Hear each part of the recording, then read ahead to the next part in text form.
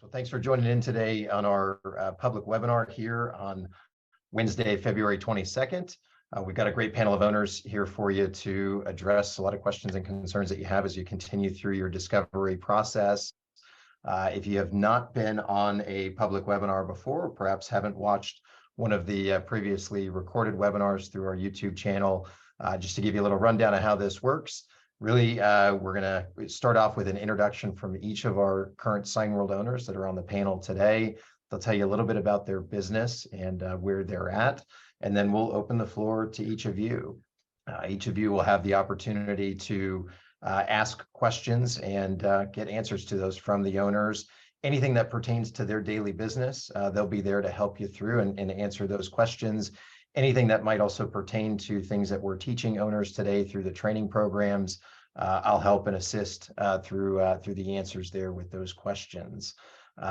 If you can, go ahead and have your questions ready. We're going to go in a round robin fashion. We'll start off with everybody asking one question, and as time permits, we'll work through for a second and perhaps a third question just based on timing. But with that, let's go ahead and jump in with some of our owner introductions. So Mike Riley, we'll kick it off with you. Why don't you get us started with a little introduction to your business today? Okay, thank you, Dan. Welcome, everybody. We've been in business for 12 years. My company, 11 years this June. My company is called Starfish Signs and Graphics, and we're located in San Clemente, California, which is South Orange County, kind of midway between LA and San Diego. We've got 5 employees, not all of whom are full-time. So by FTEs, we have about 3 1/4 FTEs plus 2 owners. My wife Laura and I are both active in the business. We have about 4,200 square feet of space, and our sales target for 2023 is 100,000 per month, 1.2 million for the year. And I think I've covered everything that Sherry prompted me to provide. Yeah, perfect. Mike, thanks for joining today. We'll go to our next owner panelist, Ben King. Give us a quick little introduction to your business. Good afternoon or good morning, depending on where you're at. My name is Ben King. I run King Signs, Graphics, and Imaging, and it's in the Minneapolis market. We've been open just a little over 6 years, so 6 years in January. We are still in our original lease of 2,050 square feet, but we're taking over the space next to us this summer. So then we'll go to about 4,200. I have 5 full-time employees. 4 right now. We've got 1 on maternity leave, and she can't come back fast enough. And then we've got, and our sales projection this year is about the same as Mike's, 1.1, 1.2 million. And then there was a thing about the largest project. We did 3 projects last year, kind of large monument signs with EMCs, and each one was right in that $50,000 to $60,000 range. And then my background prior to opening a sign company, I was a big box retail manager with Target for about 15 years. Very good. Well, Ben, thanks for joining today. And we are expecting 30 inches of snow between yesterday and today. So that is why I'm wearing a sweatshirt and half my team is not here. And Ben, that is why I moved from Chicago down to the south. Yeah. I keep asking my wife when we can move, but my kids play hockey, so she told me I'm not allowed to leave for a while. Well, by California standards here, Ben, we're going to get the equivalent of 30 inches of rain. It might only be 1.5 inches over the next 4 days, but it'll feel like 30 inches. But you'll talk about it to the same extent that we talk about the snow. Got it. That's right. Well, thanks for joining today. Our last panelist for today, Dr. Mike Bowling. Mike, go ahead and come off mute. Give us a quick introduction. Can you hear me? Looks like I am off mute. Got you. Okay. Got you. Mike Bowling, Georgetown Sign Company. We're in the North Austin, Texas area. Doors have been open a little over 3 years. So we opened doors November 1 and 19, so perfect timing there. Facility, currently I'm at 3,000 square feet, but I'm about to sign a lease later today where I'll be adding 1,000 square foot of vehicle wrap space just right down the road. So I'll be at 4,000 here shortly. Right now, I've got 7 employees plus a master electrician on employment. Projection for this year, my goal is kind of like everyone else I've been hearing is 1.2 million. I want to hit 100K a month. Biggest customer recently for project completed. Let me talk about my biggest customer. And that's a local electric company that has then got into air conditioning. It's got into plumbing called Salted Electric. We have probably done 50 to 75 full vehicle wraps for them. And in fact, they're picking one up today and dropping another one off. So they just drop them off. We do them, we invoice them. It's ended up being a really good relationship. Let's see, what else? Background career. So I've got a mechanical engineering degree from the University of Colorado. Quickly got into sales and marketing, mostly in transportation. So as you drive around town, you see those cameras looking at you at the intersections. That was me. I really got that kickstart in the early 90s, was in transportation for 20 plus years, ran a nonprofit in that industry, trade association for a year, had the opportunity to early retire, took it, ran with it, got bored, went back to school, got basically an MBA in entrepreneurism from the University of Texas. Had so much fun doing that. I just went right into my doctoral program. And I was in the beginning of that when I got reached out to by a business coach, probably unlike you all, or like you all, and decided to jump into the sign company while getting my doctorate in business while enduring an unexpected pandemic. So piece of cake. Piece of cake. And here we are today with a fairly well-run business. So very good. Well, again, we thank our panelists for being with us today. And with that, let's start to work through our round robin of questions for these owners. So we'll start off first with Angelo Esposito. Angelo, if you can, bring yourself off of mute and ask your first question. Hey, everybody. So can you tell me about your typical day? Sure. Let's start off with Mike Riley. Mike, what does a typical day look like for Starfish Signs and Graphics?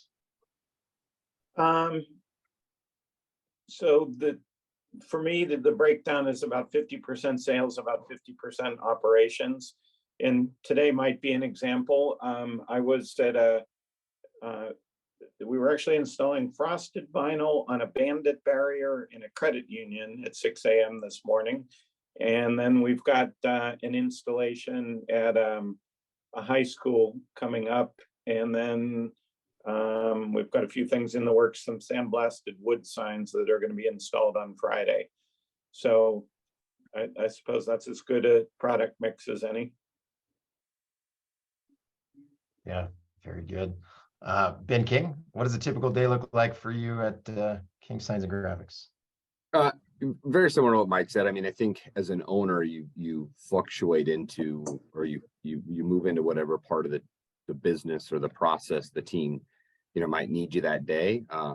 Obviously keeping an eye on sales, because I've got one sales rep, but if I'm not out there selling, if I'm doing too many installs or too much production, then who's selling? But you're still going to want to make sure that those parts of the business are going as well too. So I would say that while a lot of days are similar, no 2 days are perfect, exactly alike. So like today is all production. Phones are pretty quiet just with what we got going on. So I've been out helping, the team, just making sure that things are moving through on the production side. And then, tomorrow, the next couple of days, we'll probably be more focused on sales because, that's where they need me. Mike Voling, how about for you? What does a typical day look like? I think pretty similar. Every day is unique, and that's part of the fun of doing this. It's not cookie cutter. If you want cookie cutter, this isn't it. It kind of depends on the flavor of the day. Like Mike was saying, sometimes you got an install bright and early and you need to assist on.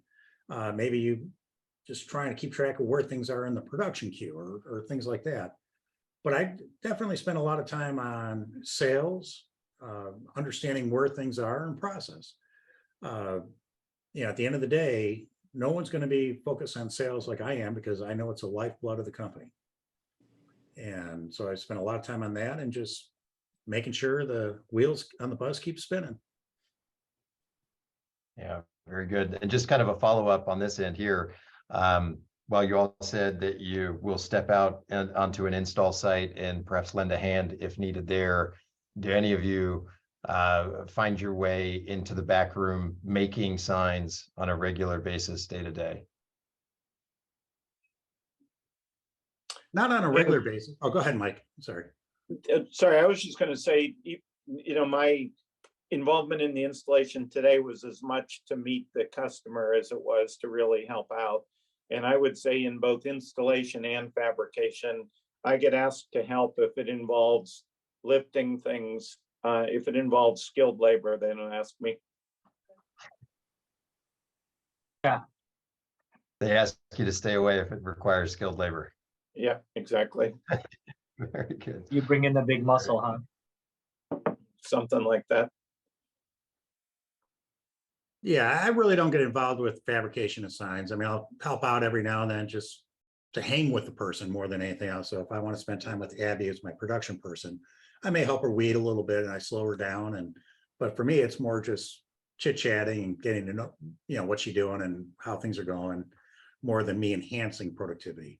I'll probably get too involved historically on the installation side because I've got the knowledge, capabilities, and it's fun. But is it really the most productive use of my time?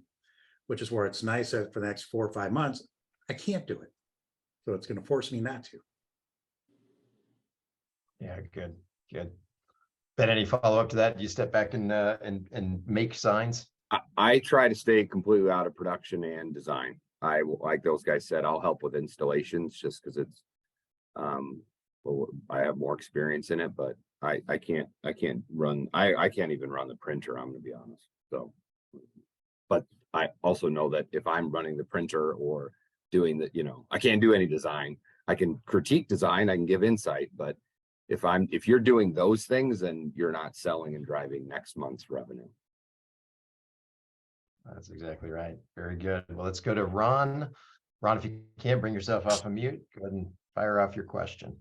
Yeah, afternoon. Appreciate you having me. And by the way, I plan to be in Vegas and highly likely to sign papers with that meeting. So I was hoping Jack was going to be on the call because I was going to tell him it all depends on his behavior in Vegas if I sign papers. But he's not. So you can deliver that message to him. We'll be sure to let him know. My question is around that first sign maker that you hire.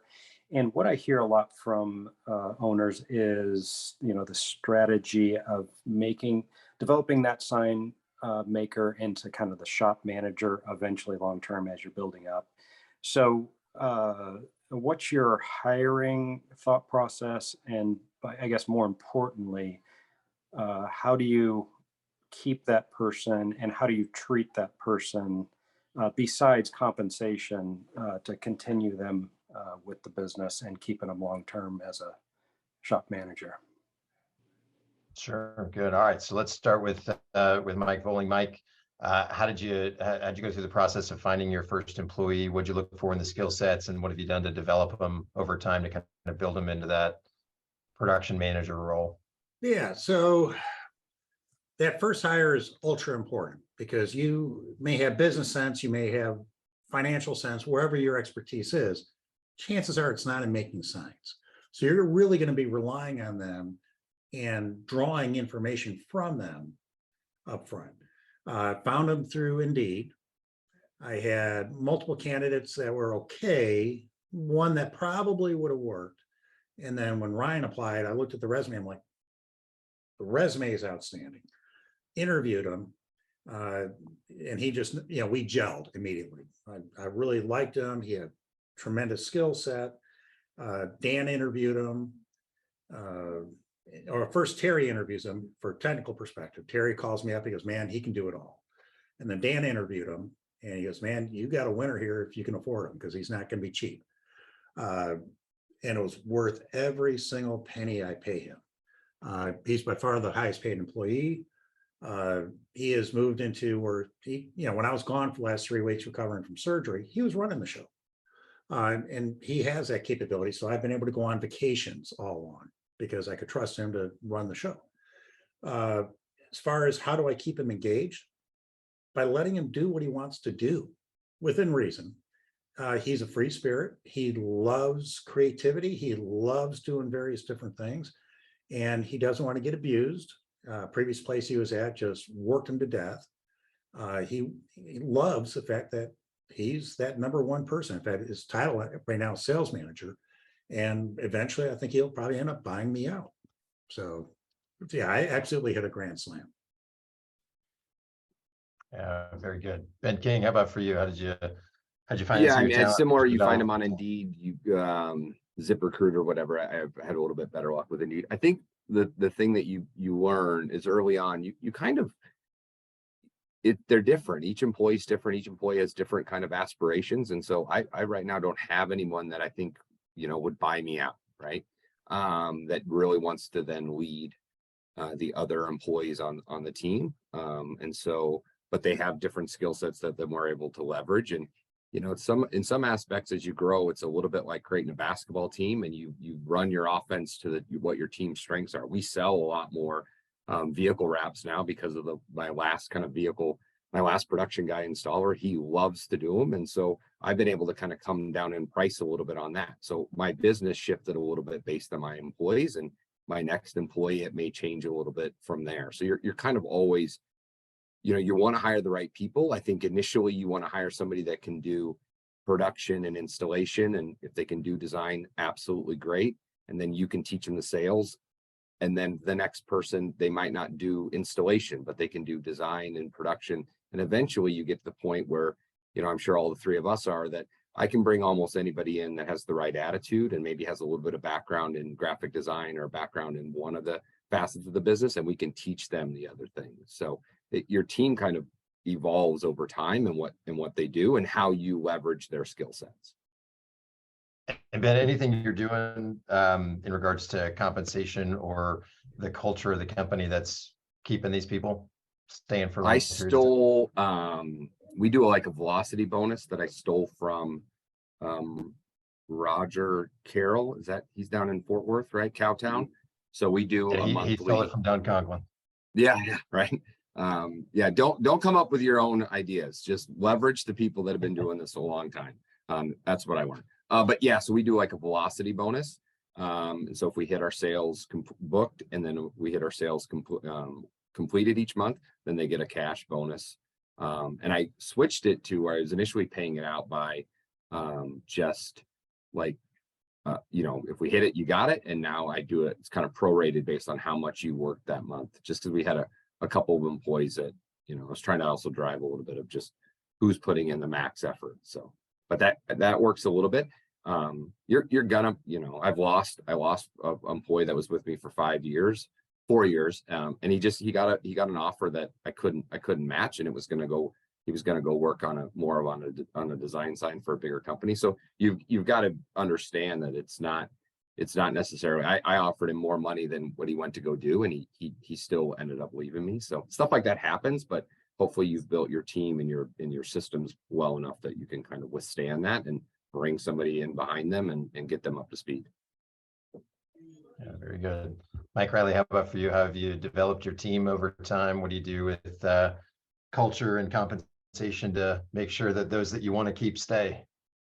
Well, it was a really good question, and there are like 9 subparts to it. So Yeah. I'll just hit on a couple of them.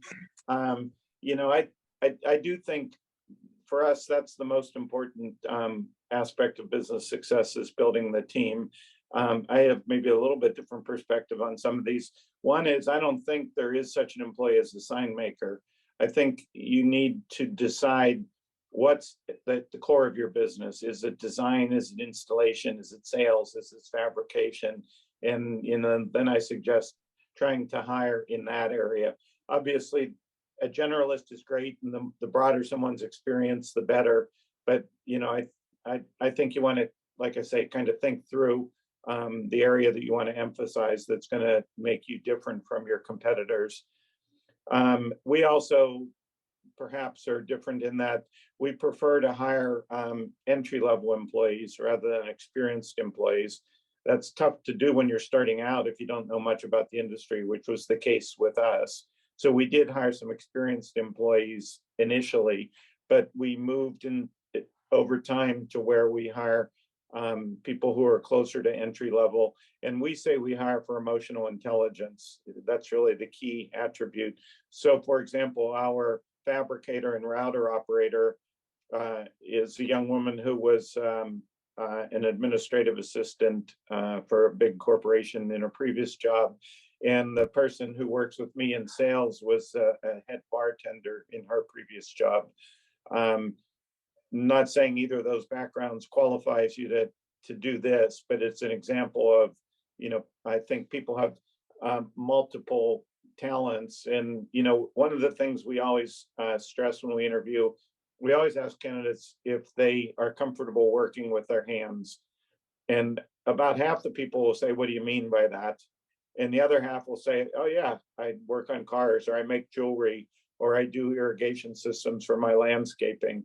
And I found that it gives us insight. Generally, people who are comfortable working with their hands seem to be able to visualize things in 3D and seem to be a good fit for us. So there's my quick answer to a couple of those points. Yeah, very good. Thanks, Mike. Yeah, Ron, we're big believers in developing a company culture that's a fit for you and a fit for your team. And being in that small business environment, you've got the opportunity to really change that at any time based on your team and what they require. And by developing that culture, creating compensation that's unique to each employee, you're likely to create an environment that they want to stay in, because your competitors are likely not doing that stuff. So it's there's ways that you can kind of work through and develop your team, but more importantly, it's about developing that culture that ultimately they want to stay, regardless of whether or not the compensation continues to increase, which it generally will. But you're not forced to continually increase that compensation just to keep them to stay. So hopefully that helps you through that question. Let's go to Peter and Cindy. Go ahead and bring yourself off of mute. Ask a question here for our panelists to answer. So I've got a staffing question as well. Actually, I've got two questions. I guess I can wait till the next round on the other one. But early on, when you're kind of like, you basically have your first person, or maybe you have a staff of two.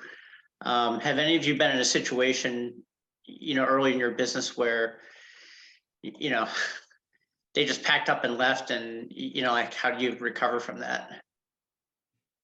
Sure. Yeah. Let's start with Ben. Ben, have you had an employee just packed up and left? How'd you work through that? I mean, it was a mutual decision, but it kind of came about more abruptly than I was planning on it. But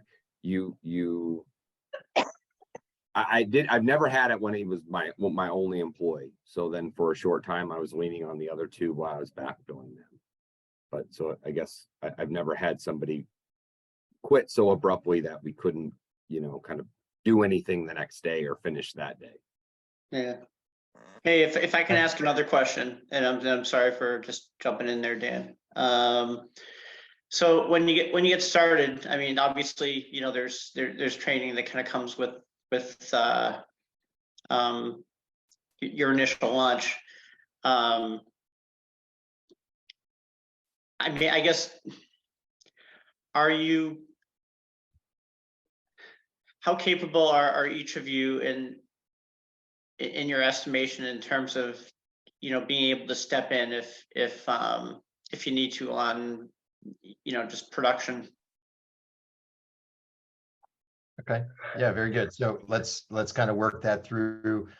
Mike Riley, after going through initial training 11 years ago, did you feel like you were capable of kind of stepping in to handle certain tasks and either design and creation, some of the fabrication, maybe a little bit of installation? Did you feel comfortable after the new owner training to kind of work through some of that? Well, what I would say is there's nothing we do that's rocket science, and everything that we do requires attention to detail. So I think if you have that orientation, you can figure out almost anything.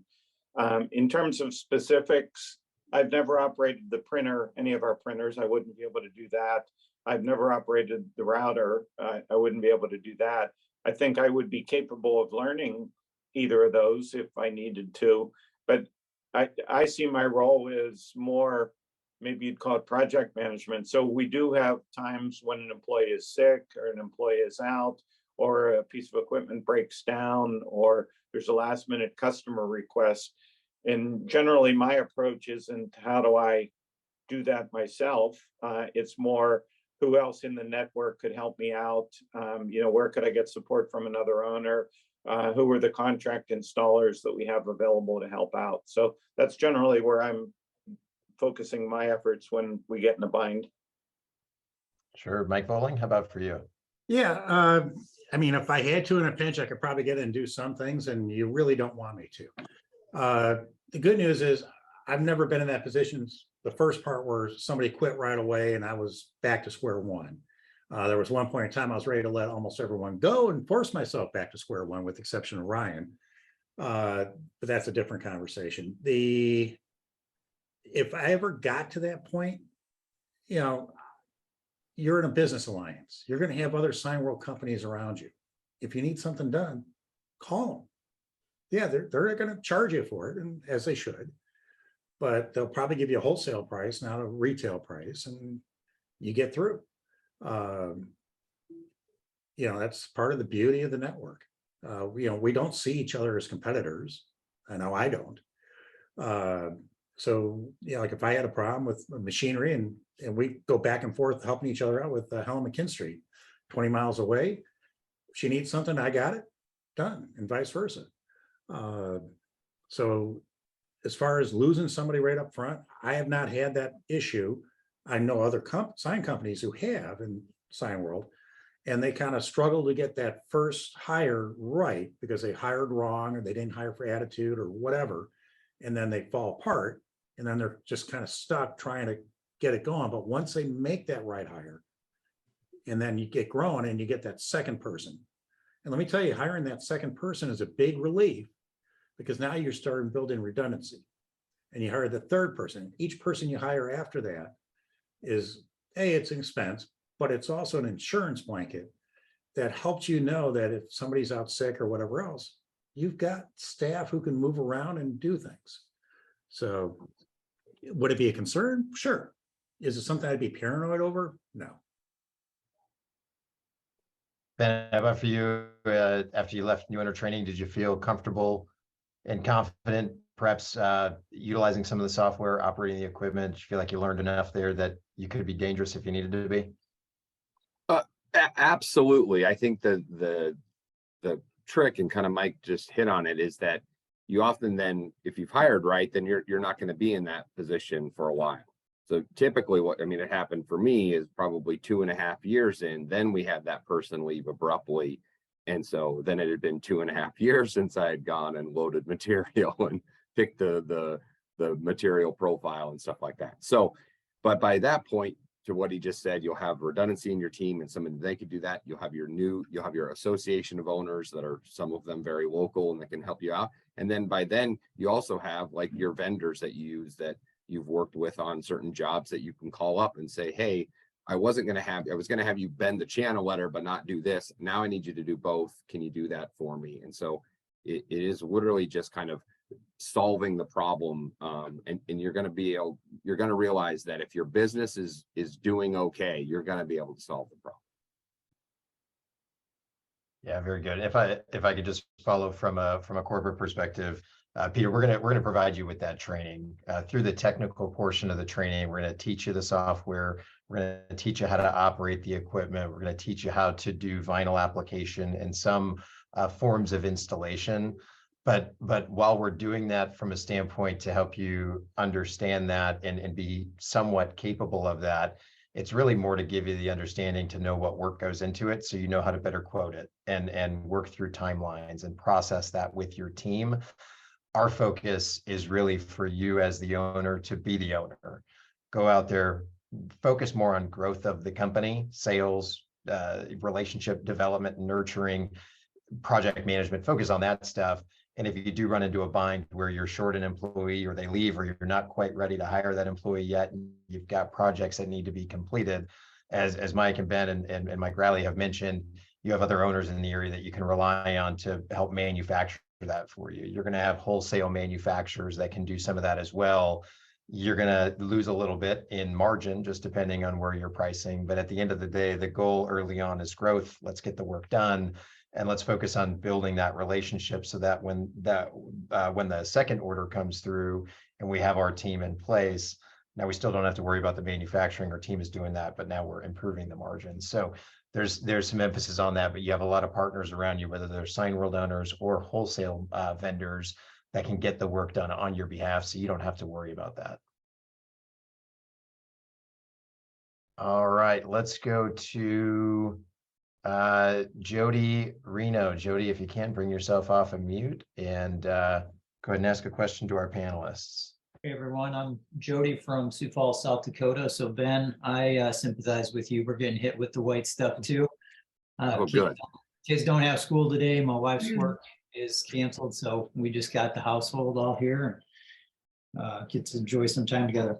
So my main question is, are any of you as business owners have a second business?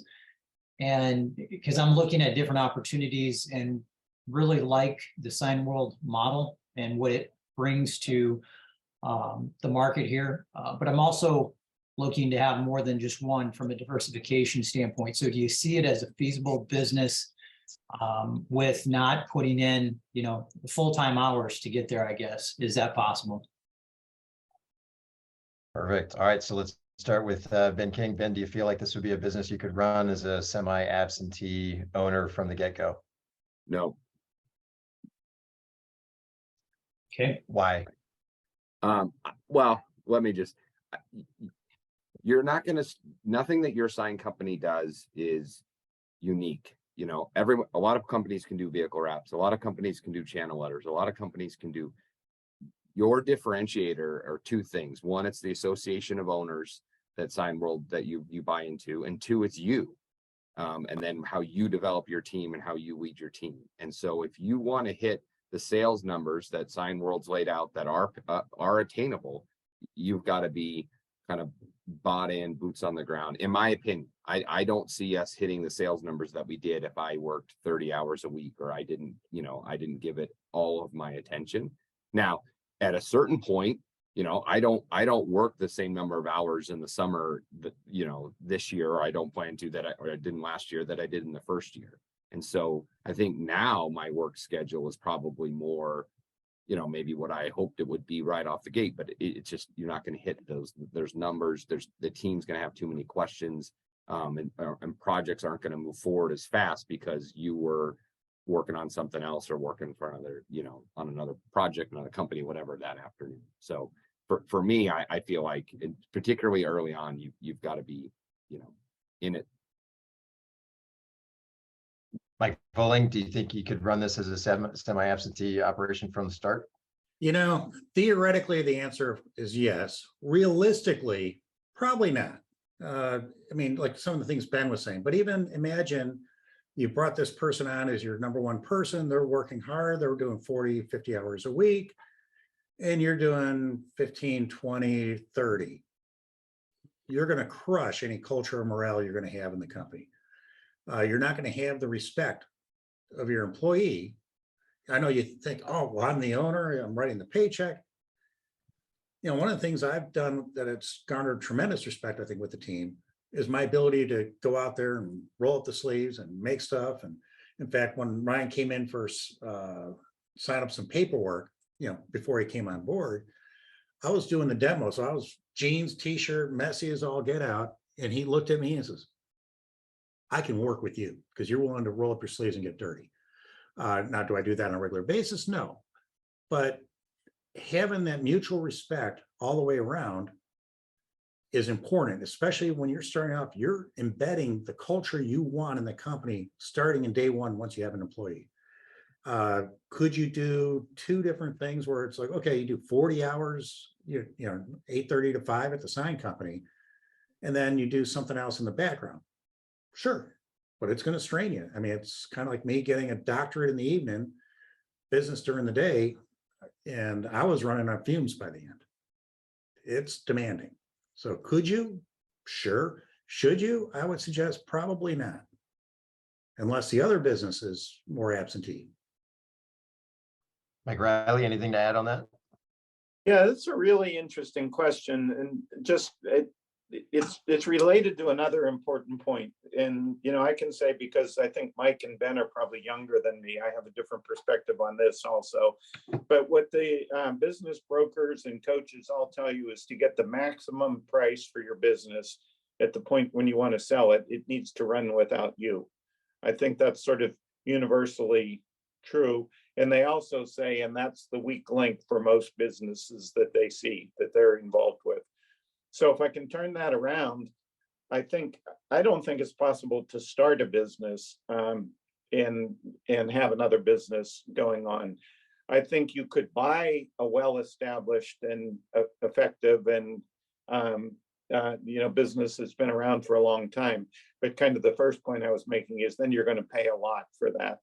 I mean, that Dan probably knows the numbers better than me, but I think, you can get 2 times net for an average business. Maybe you can get 4 times net if it runs without the owner. So, that kind of tells you what you need to pay. Thanks, guys. Just to add on to that, Jody, we corporately, we don't view this as a semi-absentee business to start, but it is absolutely a business that you should grow into semi-absentee or fully absentee ownership. But it does take a little bit of time to work through the early stages of setup to be able to ensure that you're operating the right way to make that happen. All right, let's go to Larry. Larry, go ahead and ask a question to our panelists. Yeah, absolutely. Can you hear me? We can. Okay, cool. Thanks. Sorry, the screen on my phone's a little bit dark here. Yeah, no, and appreciate all the insight on the hiring and kind of the internal side. But I guess my question goes, what are some of the best practices and or pitfalls of kind of finding installers, and did that kind of lead you into the direction of what you kind of specialize in now? Just kind of given the labor force out there, kind of curious what the install side looks like and finding the right folks to work with you consistently. Sure. Let's start with Mike Riley. Mike, I know you handle some of your installations, probably quite a bit of them, but how'd you start off early on finding installers and being able to handle those projects, and how'd you grow into that? Yeah, it's a good question. And again, there's multiple aspects to it. What I found, at least in our market, is it's nearly, I shouldn't say nearly impossible, that makes it sound difficult. It's very difficult to find experienced employees who have sign company experience. And in general, again, we hire, for other attributes, and then we learn as we go. So, we use a mix of, we do some things in-house, we use subcontract installers, we do a variety of things to make that work. I don't know that, if I did this for another 10 years, I don't know that we'd want to go to a model where we're doing most of our installations ourselves. I think there's probably better use of our time and people. But it's kind of a business strategy decision. Do you want to be a manufacturer? Do you want to be an installer? Do you want to be a broker?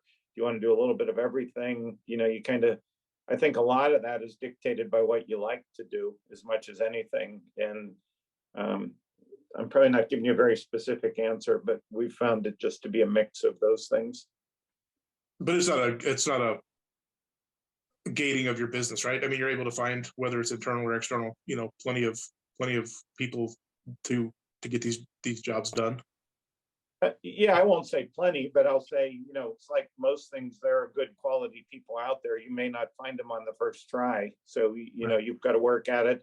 And like with employees, you have to build relationships with your subcontractors.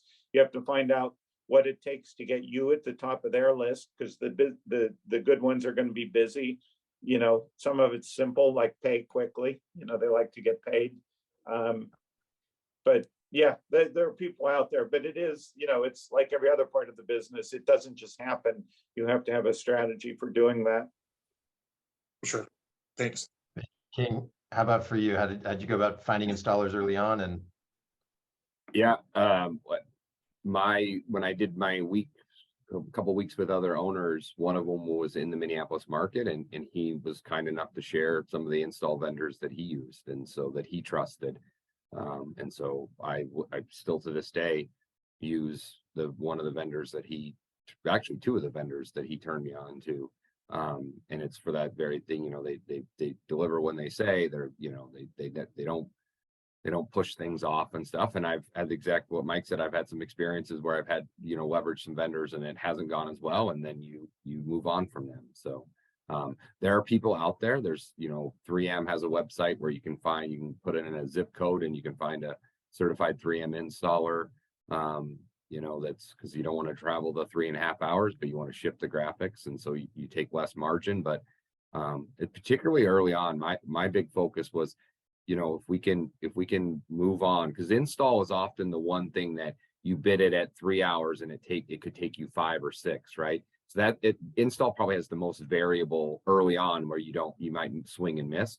And so for me, once I found those trusted installers, I love, bringing a freelancer in to do the actual vehicle install, because then my team could move on to the design or the production of the next one. And then as my team got bigger, like I said, I now have a guy that can install pretty quickly. So we don't farm out some of those vehicle installs that we used to, but there might be a set of channel letters that I'm like, let's just sub that out.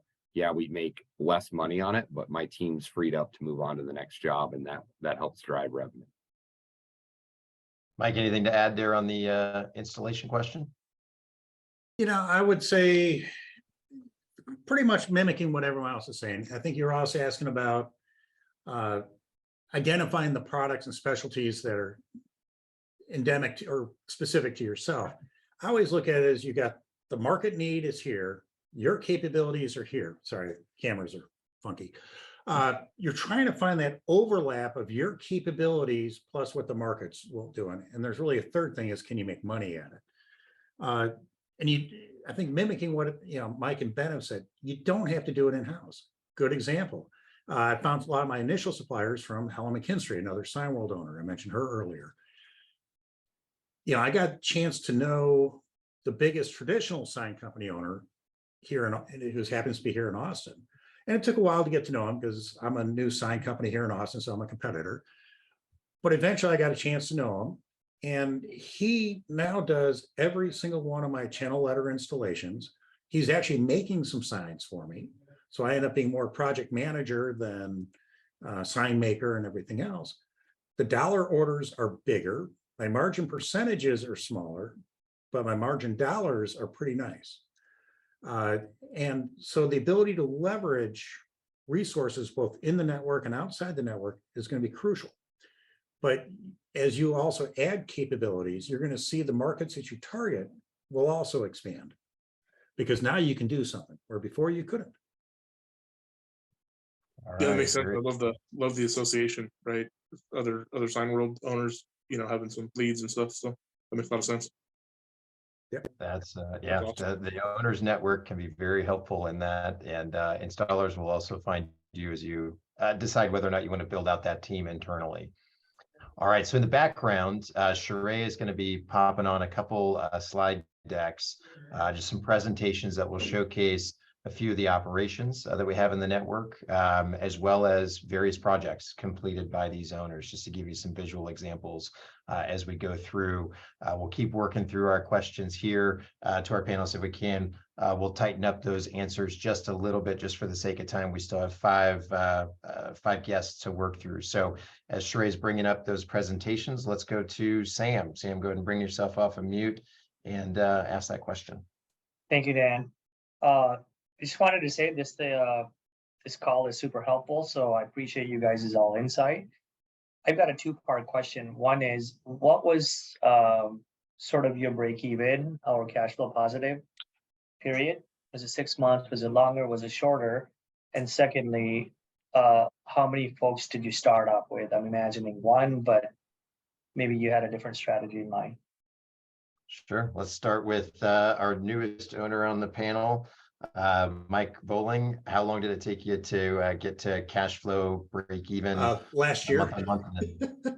But every business owner is unique and different. So keep in mind, I was 4 months into going when COVID hit. So that threw it. I mean, I was on March of 20, I was looking to book a $40,000 a month. And things were just going to continue to grow from there. I did 13. So I'm kind of not your typical story there.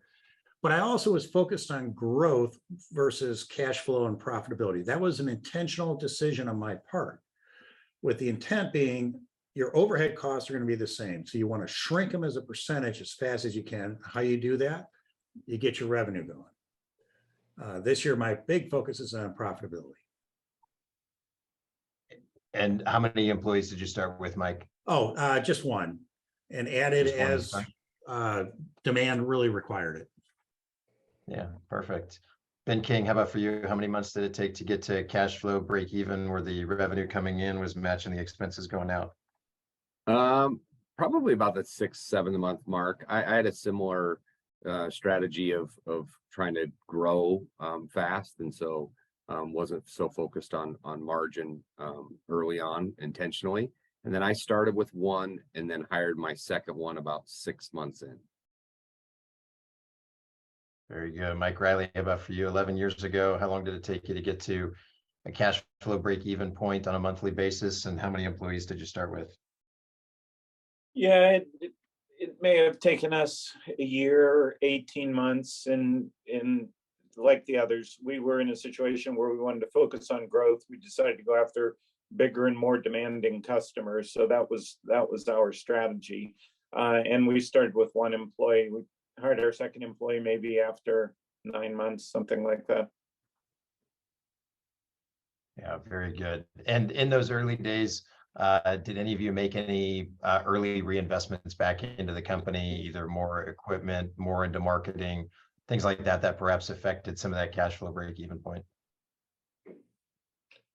Yeah, that's exactly what we did, Dan. We invested in equipment and in space. We actually expanded our space sooner than we probably would have, and in people. We wanted more of a, we didn't want to be dependent on one employee early on. So space and people, I guess, what we did before we really needed them. Yeah, very good, Mike. All right, well, let's go to our next guest, Yehuda. Yehuda, go ahead and bring yourself off of mute and ask a question to our panelists. Thanks. This has been great. Just one question, taking you back to the beginning. Were there jobs that you felt, what kind of jobs could you handle right out of the gate based on the equipment and the starter package? And were there jobs that you couldn't? And going back in time, if you could have, would you have added to it right off the bat, or did you grow that gradually? Sure. All right, let's start with Mike Riley. Mike, kick us off. Capabilities early on, and maybe projects that perhaps scared you off earlier than early in the Yeah, ramp it up. sounded like the question was more focused on what we do in-house versus outsource. But if I take the two together, we pretty much took on any jobs that we could to learn from them. I mean, one example, it's been more recent, but we now do installations on high-rise buildings. You know, we knew nothing about it, didn't know how to do it, but you know, you figure it out, and there are people out there that know more about it.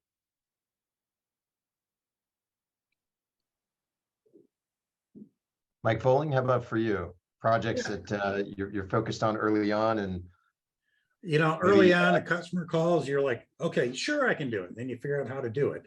And the good news is, doesn't mean you have to actually do it. You're going to have a huge list of suppliers who can make a lot of different types of signs.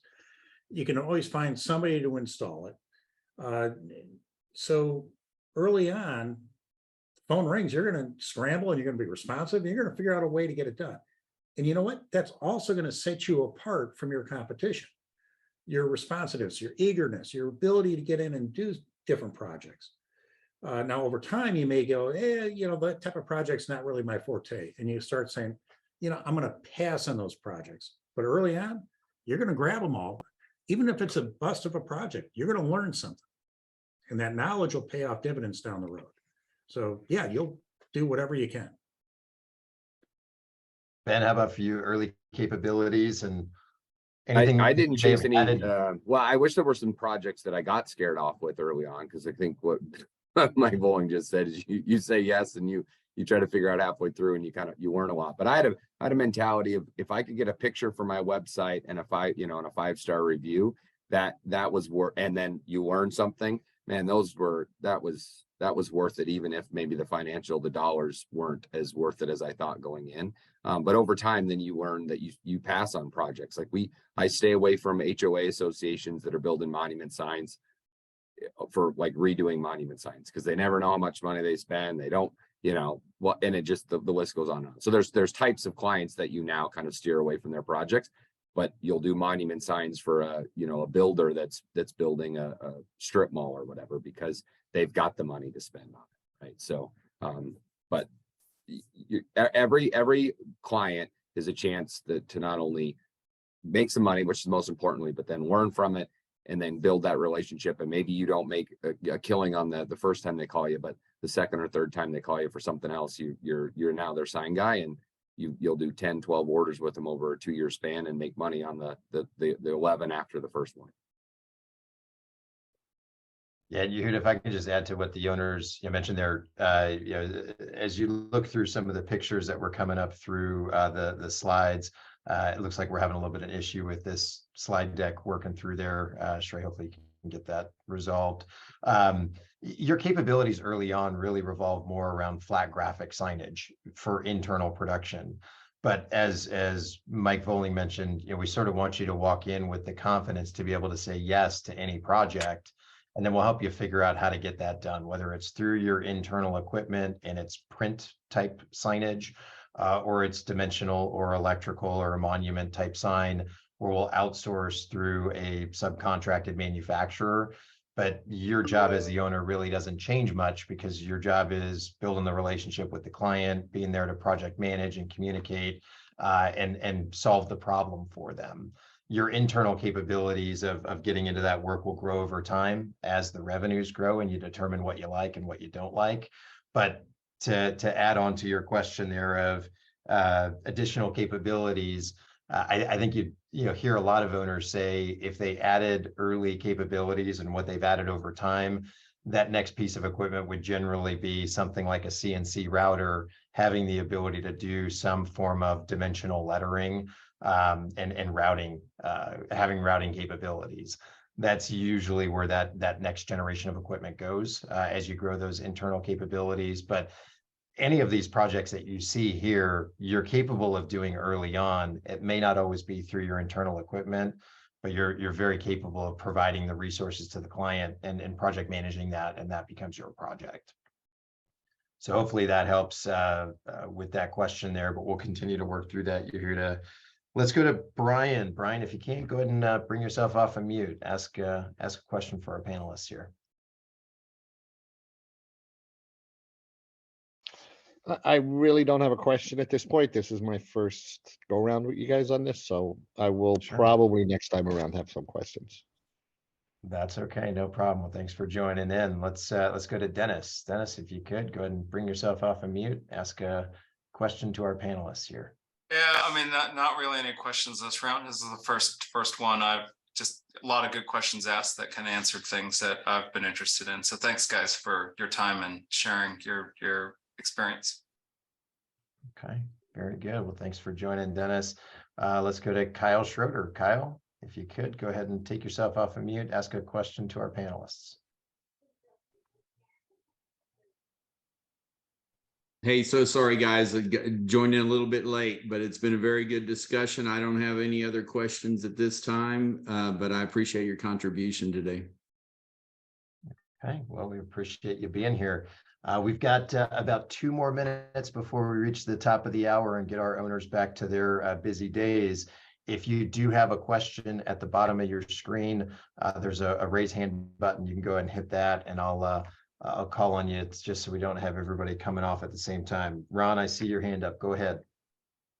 Great, thanks. I'll try to keep it quick. Can you talk KPIs and how transparent those KPIs tie to your, profit loss, your gross net earnings, how much you show financially through your KPIs to your associates. All right. So how, I guess, just to kind of simplify the question there, with your KPIs, how much of that do you share with your team members, and what do you make apparent to them to help the company grow and move forward? Let's start with Ben King. Ben, go ahead and kick Yeah, I us off. probably didn't share with them enough early on, because I thought that was probably something that they, I just kept too close to the vest. So I share sales. We share, kind of costs of goods. We talk picking the right material because it's cheaper. So the KPIs that I talk to my team about are the big ones, though. I don't get in too much into the weeds with them on some of that stuff, just because I don't want it to slow them down. But Mike Riley, for you, what KPIs do you share with your team? Kind of the split is we share anything that's in our point of sale system, which is CoreBridge, and you may have heard something about that. We generally don't share what's in QuickBooks. So they're seeing numbers on any individual projects, monthly numbers, et cetera. They're not seeing aggregated financials. And in general, the metrics that we emphasize are the sales pipeline measurements. So estimates written, estimates won, average order size, jobs completed, et cetera. Okay. Mike Bowling, for you, any KPIs that you share with your team? Yeah, what I share with the team, it mimics exactly what Mike says. As far as internally, the biggest one, especially when you're early on, is I look at my bank account balance every morning to see exactly where it's at. But I don't share that with the team.